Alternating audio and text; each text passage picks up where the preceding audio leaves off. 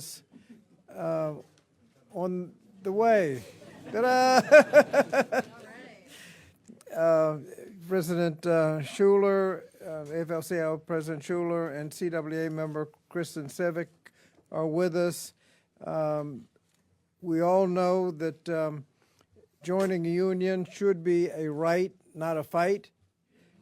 And over the last year, the American economy has recovered at its historic pace, thanks to the hard work and resilience of our American workers. But to ensure that everybody can benefit from our recovery, we have to focus on building the economy from the bottom up and the middle out.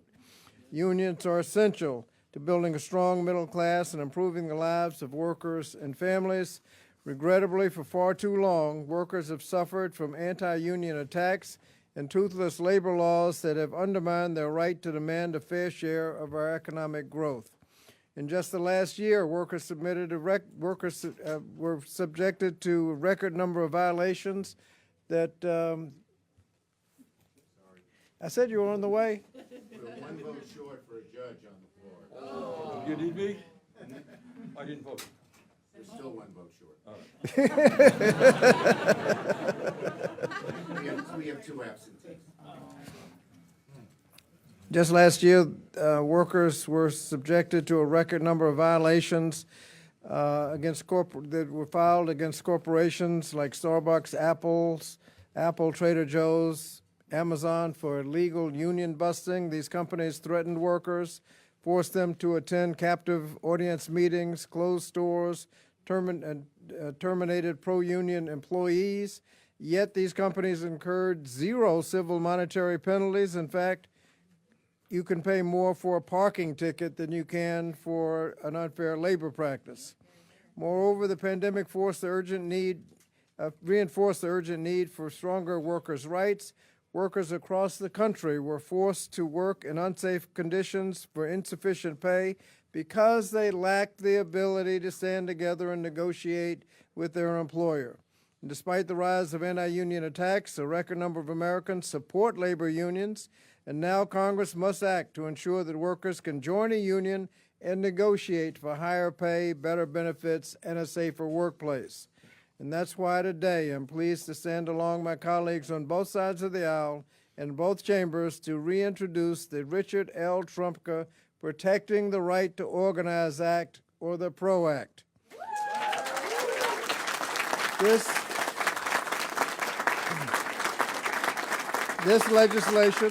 legislation is named for one of our greatest labor leaders who devoted his career to protecting the right to join a union. Appropriately, the bill is the most significant upgrade in U.S. labor law in more than 80 years. The PRO Act holds unscrupulous employers accountable by establishing meaningful penalties for employers who commit unfair labor practices. It secures free, fair, and safe union elections by preventing employer intervention, and it cracks down on corporations, including those in the gig economy, that misclassify employees to stymie the right to organize. Many of you here today were also with me when I introduced the legislation for the first time several Congresses ago. Since then, the House has passed it twice with support from Democrats and Republicans, and we cannot afford to neglect this key priority while workers have their rights violated and employers go unpunished. It's time for Congress to finally pass the PRO Act and create an economy where everyone can succeed. So I urge my House and Senate colleagues on both sides of the aisle to join with all of us in supporting this critical legislation for workers, families, and our economy. And now it's my pleasure to turn the mic over to our Senate champion for workers, Chair of the Senate Helps Committee, Senator Bernie Sanders.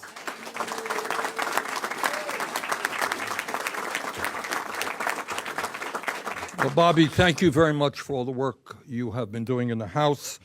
Let me thank Senate Majority Leader Chuck Schumer for being with us, House Minority Leader Hakeem Jeffries, thank you, Senator Patty Murray, Congressman Brian Fitzpatrick, and all of the workers from the SEIU, UFCW, thanks very much for being here. Let me also thank Liz Schuler, the president of the AFL-CIO, representing 12.5 million workers throughout this country. Liz, thank you very much for what you're doing. Let us be very clear. The American people are sick and tired of the unprecedented corporate greed and illegal union busting that is taking place throughout this country. They are sick and tired of massive income and wealth inequality and the fact that CEOs today of large corporations make 400 times what their workers make. They are sick and tired of unprecedented levels of corporate profits, while at the same time 60% of our people are living paycheck to paycheck. The American people want to know why it is that despite huge advantages and huge advancements in technology and worker productivity, every worker in America today is producing far more than 10, 20, 30 years ago. The average worker in our country today makes about $50 a week less than he or she did 50 years ago after adjusting for inflation. You got that? Huge explosion of worker productivity, real dollars making less money. Number of reasons for that reality. The fact is that the federal minimum wage has been stuck at an abysmal, embarrassing $7.25 an hour. Together, we're going to change that.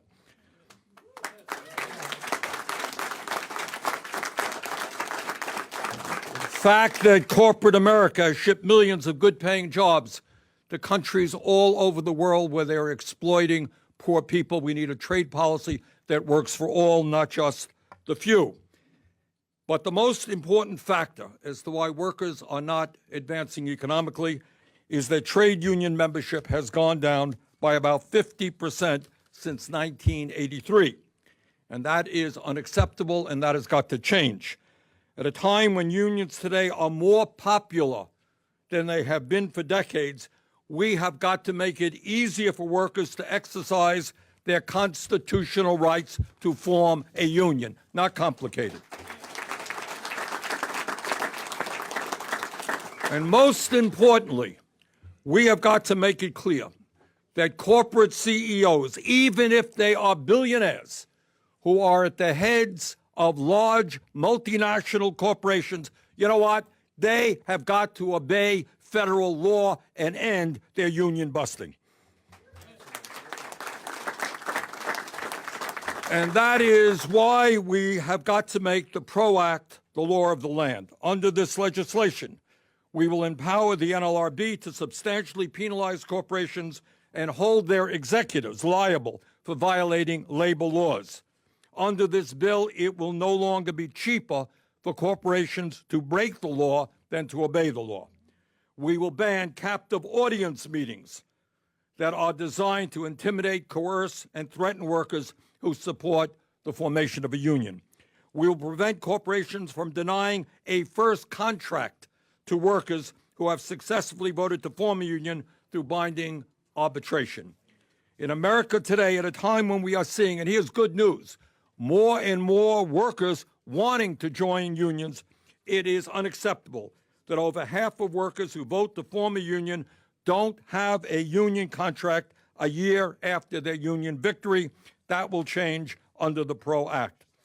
Under this bill, once and for all, we will end the permanent replacement of workers who go on strike. Under this bill, we will override so-called right-to-work laws that have eliminated the ability of unions to collect dues from those who benefit from union contracts. Under this law, we will end the ability of corporations to misclassify workers as independent contractors or label ordinary workers as supervisors to prevent them from organizing. Under this bill, we will restore, rebuild, re-energize, and reinvigorate the trade union movement in America. And if we're going to grow the middle class in this country, that is exactly what we have to do. And now let me introduce Kirsten Civic, a member of the Communication Workers of America, who successfully organized an Apple store in Oklahoma City. Kirsten, thank you very much for being with us today.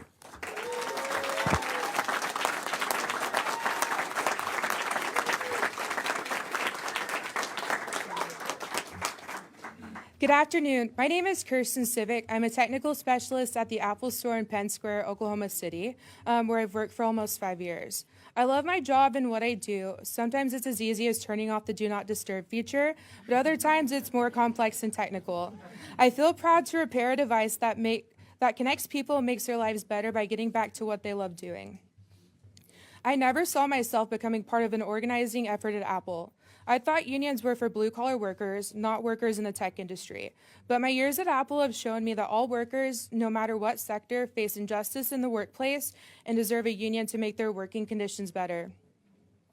My colleagues and I face a number of challenges in our workplace, ranging from low pay, inconsistent schedules, job mobility, fair compensation for bilingual workers, and so much more.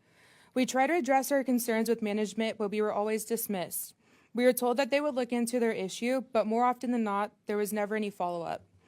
For example, our workplace has been flooded with raw sewage multiple times. Sewage dripped on devices, destroying thousands of dollars worth of products. Even worse, ceiling tiles soaked with sewage fell on top of employees, and we had to send them to the hospital. We were responsible for cleaning up the messes without any hazard gear or consideration for our well-being. It was disgusting and demeaning, and it took years for Apple to address. My colleagues and I are the face of Apple. We are the people the customer sees when they walk into the store. We decided to form a union because we deserve dignity and respect in the workplace.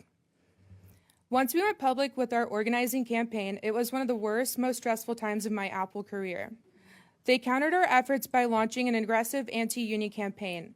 We faced countless captive audience meetings, and they even brought in managers from outside to operate our store. Our management was too busy disparaging the union and trying to turn us against one another that they did not have time to run the store. At one point, we had 14 managers in our store, which allowed management more time to berate us in groups and individually about how bad the union was. Some of my coworkers would be so upset that they would cry after those meetings. It was hard to describe how terrible of a time it was there. These anti-union tactics are happening at Apple stores organizing across the country. A recently filed unfair labor practice charge alleges that stores in Des Moines and New York City, Apple held captive audience meetings where they issued threats to workers if they unionized. Apple legally suggested that workers could lose their ability to have one-on-one conversations with their manager if employees unionize. Weak labor laws allow companies like Apple to conduct union-busting tactics in the hope of scaring workers from organizing. The PRO Act would put the power back in the hands of workers to make our own decisions about forming a union without the risk of losing our jobs. The bill imposes real penalties for breaking the law because right now it seems like companies can get away with pretty much anything with little to no consequences. It also bans the mandatory anti-union meetings that we face. I'm proud to stand up here in support of the PRO Act with labor champions like Chairman Sanders, Leader Schumer, Ranking Member Scott, Leader Jeffries, and Representative Fitzpatrick. As Tim Cook once said, at Apple, we do the right thing even when it's not easy. The right thing to do is for companies like Apple to allow their workers to organize free from intimidation and to support legislation like the PRO Act. We must pass the PRO Act to allow workers a fair shot at organizing because everyone across the country and any sector deserves a voice on the job. Thank you.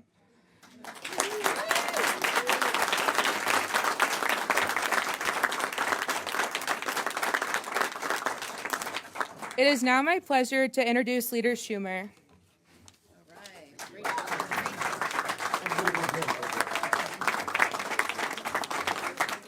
Well, thank you, Kirsten Civic, and we're almost related because my mother-in-law was a union leader in CWA in Brooklyn, New York, 1108. 1108. Anyway, oh boy, her union leader, when he walked by her desk, knew he was going to hear a mouthful. Anyway, it's great to be here. I want to thank everyone for being here. I want to just say a word. This is named for Rich Trumka. Every one of us in this room knows that he is looking down, smiling, but not just smiling, importuning us on to get this done. That was Rich Trumka.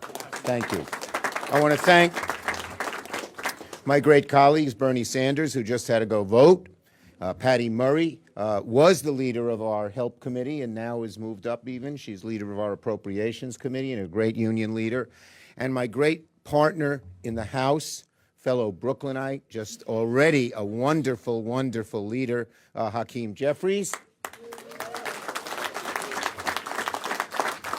And we have another New Yorker in the room. He's not quite from Brooklyn, a little bit north, but he's pretty good, okay, Jamal Bowman as well. Okay, so first I want to thank you, Kirsten, for the great work you've done organizing an Apple store and in Oklahoma. It's easier to organize an Apple store in Brooklyn than in Oklahoma. So I know how hard that is. But it's hardworking people like you who remind us of the importance of protecting that right to organize. You are emblematic of the inspirational union organizing energy that is happening across the country. We are looking at so many new industries that people thought unions couldn't go near and organizing them. And in that regard, the best is yet to come. We're going to be organizing everywhere. So we're here today to introduce legislation, of course, that will make all of that a lot easier. It will provide a vote to hardworking Americans like Kirsten that will empower them as they bargain for better wages, benefits, and safer working conditions. And as Bill and some of the old-timers know, I've been very involved in this. I was the original author of something called Card Check. Oh, yeah. That was right before Pro. And my mentor came over to me and said, Chuck, it's a very important bill. Do you mind if I carry it? I said, of course, Senator Kennedy, you should carry it. And he did. But I've been involved in this for a very, very long time. And we're here today to stand with the working people of America as they fight for the right to have a voice in how they're paid, how their work environments are structured from sick days to flex time. Kirsten and millions of working Americans deserve a better quality of life for them and their families. They deserve the chance to enjoy a fair share of the extraordinary productivity and wealth they generate. As Bernie pointed out, productivity is way up. Wages have not caught up. And the number one reason? Because the bosses have figured out ways to avoid unions. And we have to change that. It was unions that created the middle class. And you want to know the best way to build the middle class and strengthen it? Strengthen unions. That's what history shows. So the PRO Act does exactly that. That's why we're here today. I'm going to continue fighting for unions. We did make some progress in the omnibus. We got $25 billion to increase to the NLRB, which now has a good pro-union majority. It's driving those bosses crazy, and that's good because it's not just driving them crazy, that we're getting things done there, and that's why it's so important, and that's why a Senate majority is so important. Empowering the labor movement's highly personal to me. I deeply believe in the value of unions as a critical element in making our dynamic economy work at its highest level. And so that's why I was not just an original supporter of the PRO Act, but earlier versions, as I mentioned. The bottom line, unions have to be the powerful force in building the working class. In providing a path to the middle class, we not only close economic gaps, but we also close the persistent racial and gender wage gaps. Racial and gender equality go hand in hand with union strength, plain and simple. That's what history shows. So the PRO Act not only provides labor reform, but will empower marginalized workers, women, people of color, immigrants, the LGBTQ community, by empowering all these workers in the labor force to band together. So this is a great day, and I'm proud to be here. I'm going to tell you a little story to conclude before I introduce Hakeem, but promise you I'm going to do everything I can to push this legislation forward. It's passion for me. So when I first ran, I ran against the Democratic machine, an old-time corrupt machine in southern Brooklyn. This was before you, Hakeem. And the first day I went into my local barber, Frankie, on Nostrand Avenue. And I said, Frankie, would you put a poster in the window? He said, sure, kid. And then he said, kid, I never told you this. I'm not only a local barber, I'm the local bookie. You're the 50-to-1 underdog. How much you want to bet on yourself? No one thought I'd win. But guess who I had in my corner? The union movement. People like Paul Hall and Morty Barr, who were from my community, backed me. Morty Barr was CWA. And here I am. The night I won, I said to the labor movement, we're the only people in our little victory room because no one thought we'd win. I said, you were there when I needed you. I will always be there when you need me. Thank you, everybody. Now, no. Okay. Bobby Scott asked, did I bet on myself? Again, those of you my era will remember Paul Horning and Alex Karras, football players, bet on themselves and got kicked out of football. So I thought something was wrong with betting on yourself. It's now my pleasure to introduce, truly, the minute I met this guy, I knew he had enormous potential. And when he decided to go into public life, I was so thrilled because I knew what good he would do. And now, of course, as minority leader, he has even more opportunity to do all of that. He's an amazing man, a pro-worker person, cares about people, really smart, reaches out to everybody, and everybody likes him. Our great minority leader, soon to be majority leader, Hakeem Jeffries. Speaker.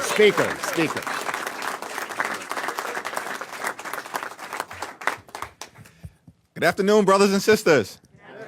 What an honor and a privilege to be here. Thank you, Leader Schumer, for your tremendous leadership and efforts on behalf of working families and organized labor all across the country. To all of my colleagues in government, certainly thank Chairman Bobby Scott, speaking that back into existence.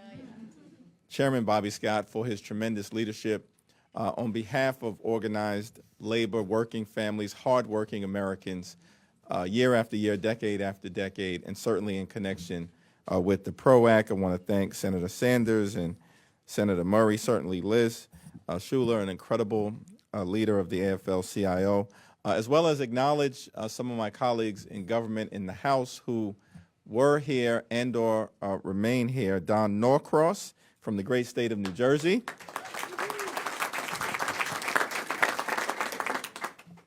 As well as Johanna Hayes from the great state of Connecticut.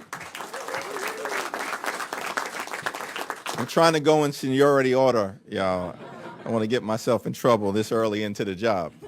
And then we've got, of course, Jamal Bowman, who was with us. He came in the class of 2020. He's a member of the Education and Labor Committee as well, from the great state of New York. And then we've got some incredible new members who have joined us, pro-labor members who are going to be champions for the cause. Nikki Buzinski from the great state of Illinois. Chris DeLuzio from the Commonwealth of Pennsylvania. And we were joined earlier by Jasmine Crockett, who's from Texas, as well as Greg Kassar, who's from Texas as well.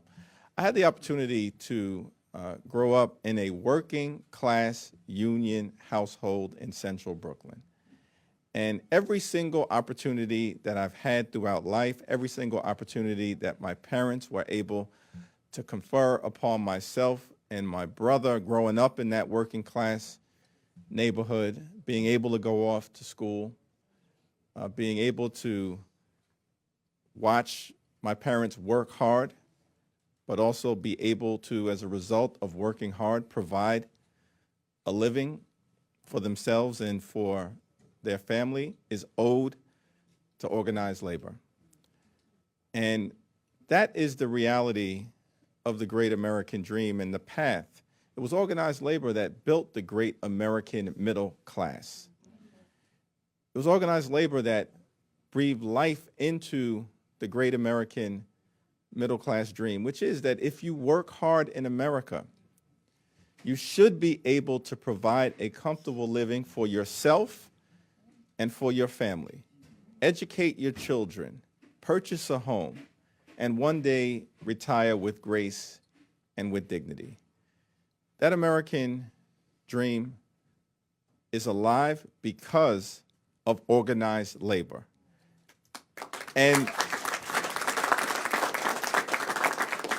And unless we continue to stand behind organized labor, that dream is at risk of dying on the vine of greed and others who don't believe in making sure that we can provide that comfortable living, that basic contract that has been a part of what the great American middle class and all those who aspire to be part of it have been about. And so that's why protecting the right to organize is so significant. It's serious. It's sacred. It's sacrosanct. It is necessary. If we're going to have an economy that is built out from the bottom up and from the middle out, as opposed to from the top down. And that is not America. That is not the America that we should want to live in. That is not the America that we should want to hand over to our children and to communities who are working hard to live that great American middle class dream all across this great country, which is why, for House Democrats, under the leadership of Bobby Scott, the PRO Act is one of our top legislative priorities. We will stand as House Democrats with organized labor today.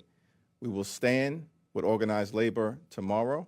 We will stand with organized labor forever until we get the PRO Act over the finish line. Thank you so much.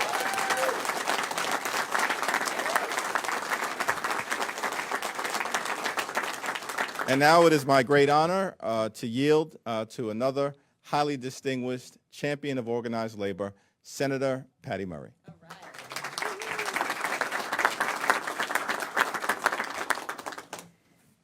Well, thank you so much. I am just so honored to be here with this amazing group of people in reintroducing the bill that I first led back in 2019. And you know, the idea behind this bill is so simple, and the need is really obvious. We know our economy is stronger when working families are stronger. And working families are stronger when unions are stronger. And that is because unions fight for higher wages for workers to take home to their families. Unions fight for the benefits everyone should be able to count on, high-quality health care that everyone deserves, or paid leave so parents can welcome a new family member into their home or care for a sick loved one, like pensions and strong retirement plans so they can enjoy a good retirement. That's not asking too much. That's asking for the American dream. Union fights for safer, fairer workplaces. And that is so important because making sure that every worker heads out the door comes home to their families safe and sound. Making sure workers do not face sexual harassment in the workplace. Making sure they are not discriminated against and paid less. Unions fight for our American workers, the hardworking people that are on the ground in my home state of Washington and across the country who keep this country up and running. That is exactly why Democrats are standing with working people, not giant corporations and billionaires. Democrats are fighting to make sure we respect the dignity of every worker by protecting their fundamental right to organize and strengthening unions across the country. That's exactly what this bill does. So we're here to say, Senate Democrats are pro-worker, we are pro-union, and we are ready to pass the PRO Act.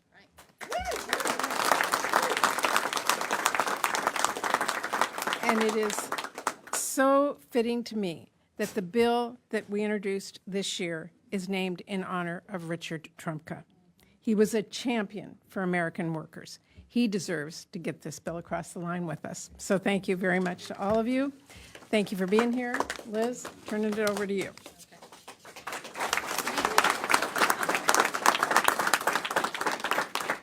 Thank you, and good afternoon. It's getting hot in here.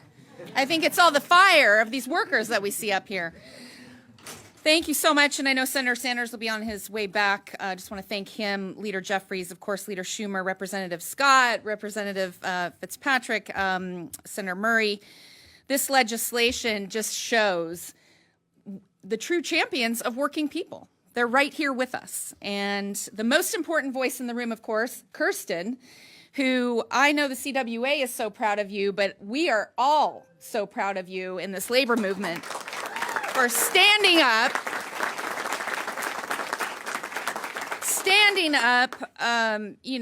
taking a risk, doing something that just is a true act of courage, and it should not be a true act of courage, but it is to stand up and really fight for your rights. We have your back. I just want to say that. We have your back. It shouldn't be this hard, I think you said, Congressman, to form a union. It's our freedom. It's our right. We have a lot of union leaders in the room, I know. I do want to point out Mary Kay Henry, president of SEIU, is here. We're going to be talking about Starbucks workers, which is a campaign I know that is really emblematic to among so many examples of what we're talking about here. And I also want to say thank you because naming this bill after Richard Trumka, just an incredible labor leader and friend who deserves it more than anyone. It's so fitting because he was relentless. Anyone who knows Rich, he was relentless on the PRO Act. He knew that we could not truly build an equitable economy or protect basic rights of tens of millions of working people unless we change the law.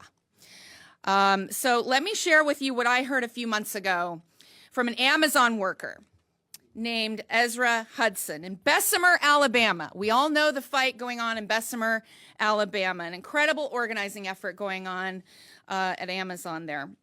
So what did he get for taking the simple step of joining the drive for a union in his workplace? It's a trick question because he got fired. He got fired, and Amazon, of course, found an excuse to fire him the minute they found out he was one of the union supporters. And if you look at Starbucks, you look at Tesla, at the biggest corporations in this country, you see that story again and again. Lies, threats, retaliation against workers exercising their rights to join together. And you know what that says to me? It says these companies are actually scared. They're scared because they know what we know and what Ezra and all the organizers in Bessemer know, what more and more young workers across America know and they're waking up to every day, and that is that organizing together is powerful. Collective action is powerful, and coming together in a union is powerful because you have a voice and you have a seat at the table. And something else Ezra said about Amazon after he was fired, he said, they didn't think that I would fight back. They thought I would just walk away. Well, that's what every CEO and corporation doesn't get. We don't walk away. We fight back every time. And this legislation, this is how we level the playing field. This is how we stop the intimidation, the lies. And this is how we let workers decide for themselves if they want the power of a union. It's a radical idea, I know. Deciding for yourself, right?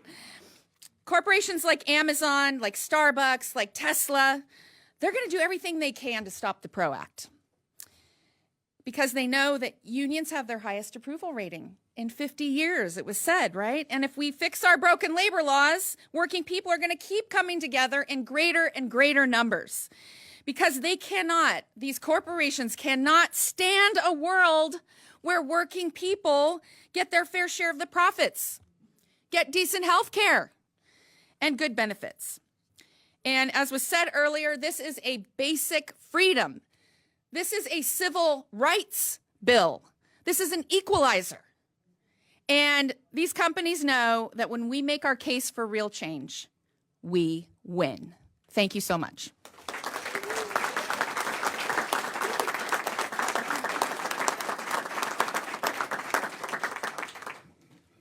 So there you have it. We want to thank everyone for coming, especially our union friends behind us, and particularly those from Local 8888 steel workers. Brother Spivey.